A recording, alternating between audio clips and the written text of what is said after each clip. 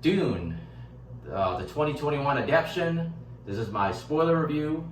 I have a non-spoiler review on my blog, soundedbettermyhead.com, if you want to try to check that out. Really don't got a ton of spoilers to talk about, just there is some pretty big things that happened that I didn't want to get into in the non-spoiler review. First off, I ended up giving this movie a 2.5 out of 5, which I think a lot of people would say is really low. But I think the ending took this thing down at least a half a grade, maybe even a full. I could have seen giving this a 3, maybe a 3.5 if it had a better ending. First of all, the movie in general is absolutely gorgeous. Like everything on screen, every time you look at it, it just blows your mind how good everything looks.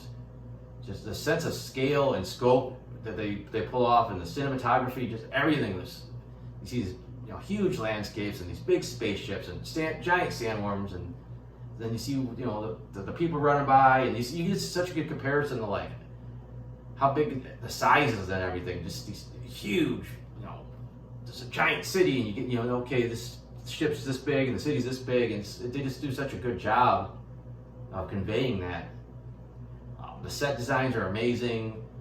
The costumes are great. All the special effects are almost perfect. Like I can't think of anything that looks like fake. This all looks good.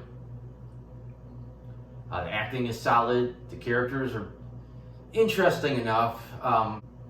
I've never read any Dune novel. I think I've seen the 1984 film, but if I did, I don't remember anything about it. The only thing I really know about Dune is that there's giant sandworms in it.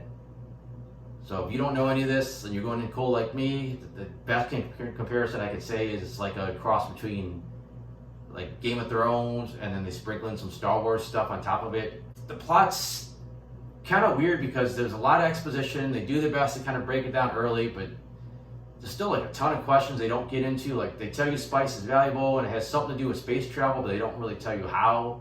And there's a couple houses that are beefing with each other, but you don't really know too much about their history or the history of how many other houses there are. And the Emperor's pulling some strings, but you don't know anything about him. And they set this big situation up where it's like, okay, there's one house that's controlling this planet, and they're taking all their spice, and is pissing off the natives. And then suddenly the Emperor pulls them out. He tells his other house to take over. Then there's some convoluted plot where he wants them actually he wants to kill them all, and the other house wants to take them out. But then they spend a lot of time setting up how they're trying to get the spice production back on course, and the equipment's been damaged, and there's they've been set up to fail. And there's this whole big thing about seeing how the spice is going to get done, how they're going to do their job. So you're assuming we're going to see them trying to get the spice out of here against the odds, and then eventually, the other house and the Emperor's going to take them over. But kind of surprisingly fast. It's like, no, don't worry about the spice production or any of that shit, because they attack at night and wipe everybody out. So almost all your main characters are killed. Paul and Lady Jessica survive, but the Duke and Josh Brolin's character die. Jason Momoa's character survives for a little bit, so at least you're gonna have this badass fighter traveling with them, and he only really saves them. They get killed off like a few minutes later.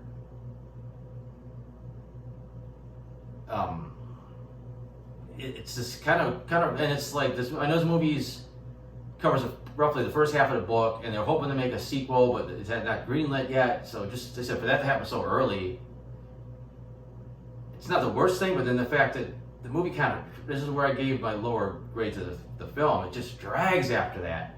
It seems like it goes on forever. Like you have this big battle sequence, and the hero's on the run, and it's like they just kind of keep going. They're going through the desert, and then they get some help, and then they gotta go to this place, and then they gotta run again, and they go to this other place, and they finally find the desert people, and they gotta fight the one guy to even be allowed to be in the clan or with the clan. And then it kind of finally wraps up, but it's like it gets to this point, and it's a 2.5-hour movie where I just wanted it to end. It looks great, but it's like, you just kind of don't care anymore. It's like, all right, it's not engaging me. and it's this random cutoff just happens, and you're just kind of left hanging. And it's like they don't go into enough detail about what he's trying to do, what the goal is. He has these visions, Paul has these visions, but they really, it implies that they're showing the future, but they don't, because he meets in this vision, this one guy is helping him out, and then when he actually meets the guy, he challenges him to a duel to the death, and then the guy ends up dying. So these visions of Paul becoming like this great warrior, and looks like he goes back to his home planet at some point. I don't know when it's going to happen now. It's just whatever. It's just these weird visions. It's more like a dream. There's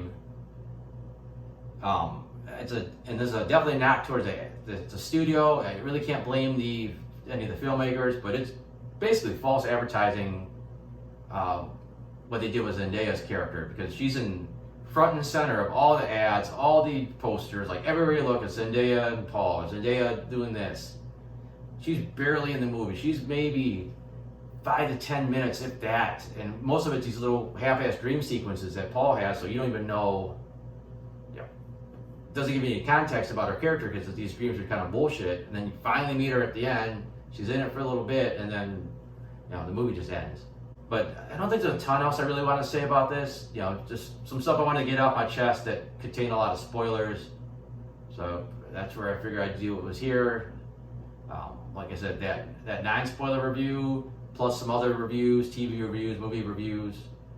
They're on my blog, soundandbettermyhead.com. I got my comic strips on there as well if you want to check those out. So thanks for watching.